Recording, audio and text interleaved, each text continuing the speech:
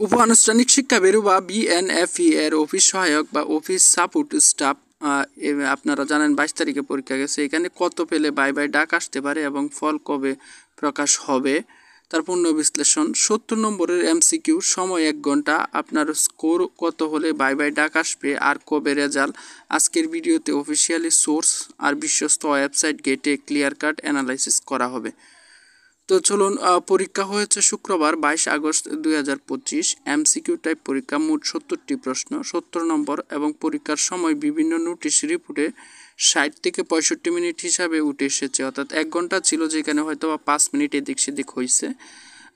বেশ কয়েকটি রিয়েলেবল আপডেটে 10টা থেকে 11টা 5 অর্থাৎ 1 ঘন্টা 5 মিনিটের কথা উল্লেখ করেছে এবং সেখানে প্রশ্ন এসেছে 4টা ব্লকে, যেমন হচ্ছে বাংলা, ইংরেজি, গণিত এবং সাধারণ জ্ঞান। নেগেটিভ মার্কিং নিয়ে কোনো অফিসিয়াল উল্লেখ বা অ্যাডমিটে স্পষ্ট নোট আমরা পাইনি। প্রশ্ন সমাধান ও রিপোর্টগুলোতেও নেগেটিভের কোনো কথা নেই, অর্থাৎ নেগেটিভ মার্কিং ছিল না, এমন ইন্ডিকেশনই সবচেয়ে বেশি শক্ত।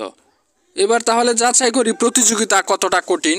প্রতিযোগিতা কঠিন এই বিষয়টা যাচাই করার জন্য শূন্যপদ এবং আবেদনকারীর সংখ্যা আমরা আগে যাচাই করলে বুঝতে পারবো। শূন্যপদ ছিল 442টি, এটার একাধিক নির্ভরযোগ্য ও আপডেট কনস্টিটিউশন হচ্ছে 442।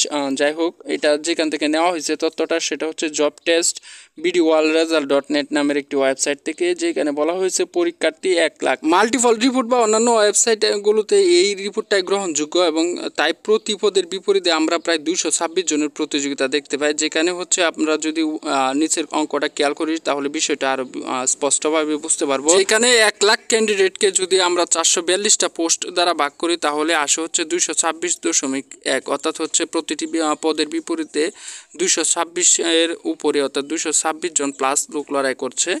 এখন কথা হচ্ছে ভাইভাতে কাকে ডাকে বা রেশিওটা কি। বাংলাদেশে অনেক সরকারি নিয়োগে লিখিত এমসিকিউ এর পর সাধারণত শূন্য পদে 2 থেকে 5 গুণ প্রার্থী ভাইভাতে ডাকা হয়। এটা কমন প্র্যাকটিস হিসাবে একাধিক বিশ্বস্ত গাইড ও প্রকাশনায় উল্লেখ আছে, অর্থাৎ ভাইভা শর্ট লিস্ট হচ্ছে 3-5x ভ্যাকেন্সি। আর এটা যদি আমরা বিএনএফই এর ক্ষেত্রে ধরি তাহলে হচ্ছে 400 পূরণ 3 ইকুয়াল হচ্ছে 1326 থেকে 442 পূরণ 5 যেটা হচ্ছে 2210 জনের মধ্যে শর্ট লিস্ট হতে পারে, অর্থাৎ টপ 1.8% থেকে 2.2% রেঞ্জে পড়লে সেফ জোনে থাকার সম্ভাবনা বেশি। টার্গেট হচ্ছে টপ 2%, অর্থাৎ হচ্ছে আপনাদেরকে 100 জনের মধ্যে 2 জন টিকার একটা সম্ভাবনা রয়েছে, এরকম বলা হইতেছে।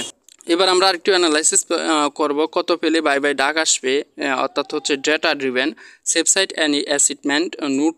আপনারা একটা বিষয় নোট করবেন, অফিসিয়ালি কাট অফ সাধারণত বিএনএফই বা উপ-আনুষ্ঠানিক শিক্ষা ব্যুরো প্রকাশ করে না, অর্থাৎ তারা কত মার্কস থেকে নিবে এটা অফিসিয়ালি তারা কখনোই প্রকাশ করে না।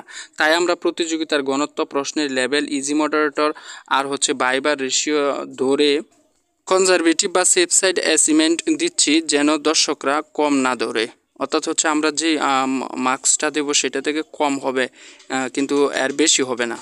ভাইভাতে টিকার সেফ কল জোন বা উচ্চ সম্ভাবনা হচ্ছে 60 থেকে 63 এর মধ্যে। কেন? 1 লাখ প্রার্থীর ভেতর টপ 1.8% বা 2.2% এ থাকতে হলে 70 এর স্কেলে ইজি মডারেটর সেটিংয়ে সাধারণত 60+ লাগে।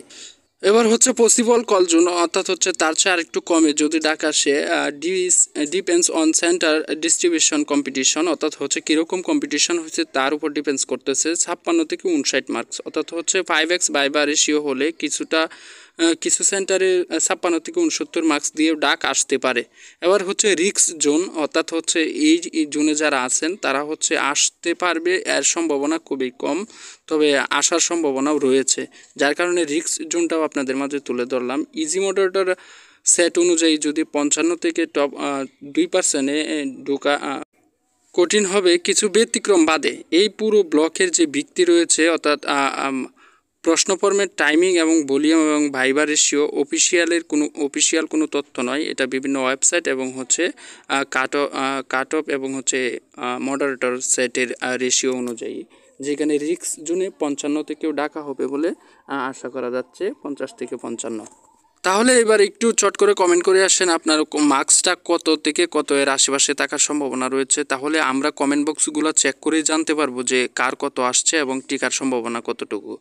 আজকের তারিখ হচ্ছে 31 আগস্ট 25। এখন কথা হচ্ছে সবচেয়ে বড় যেটা প্রশ্ন, পরীক্ষার রেজাল্ট তো এখনও দিতেছে না। যদিও কম্পিউটার অপারেটর পদে যারা গত মাসে পরীক্ষা দিয়েছিল তাদের রেজাল্ট 3 দিন পরে দিয়ে দিছে, কিন্তু এই সপ্তাহ পার হয়ে গেলেও আমাদের পরীক্ষার রেজাল্ট দিতেছে না। তাহলে রেজাল্ট কবে হবে? তো চলুন রেজাল্ট নিয়ে কিছু কথা বলি।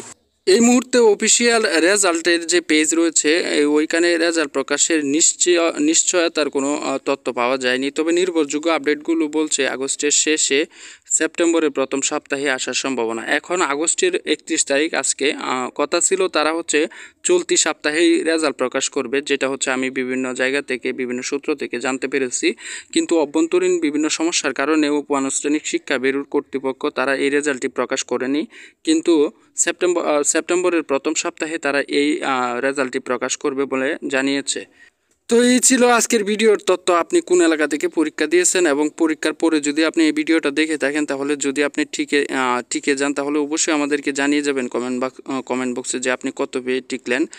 আর যারা হচ্ছে ভিডিওটা এর আগেই দেখতেছেন তারা কমেন্ট করতে ভুলবেন না যে আপনারা কত পাওয়ার সম্ভাবনা রয়েছে, কারণ আপনাদের এই সম্ভাব্য মার্কসের উপরই বোঝা যাবে যে কত পাইলে এবার হচ্ছে ডাক আসতে পারে ভাইভাতে। কারণ হচ্ছে আপনাদের পরীক্ষাটা কেমন হয়েছে, যদি ভালো হয়ে থাকে তাহলে হয়তো বা ভালো মার্কস লাগবে ডাক আসার জন্য। তো এই ছিল ভিডিও। চ্যানেলটিকে সাবস্ক্রাইব করে পাশে থাকবেন। ধন্যবাদ সকলকে। আসসালামু আলাইকুম।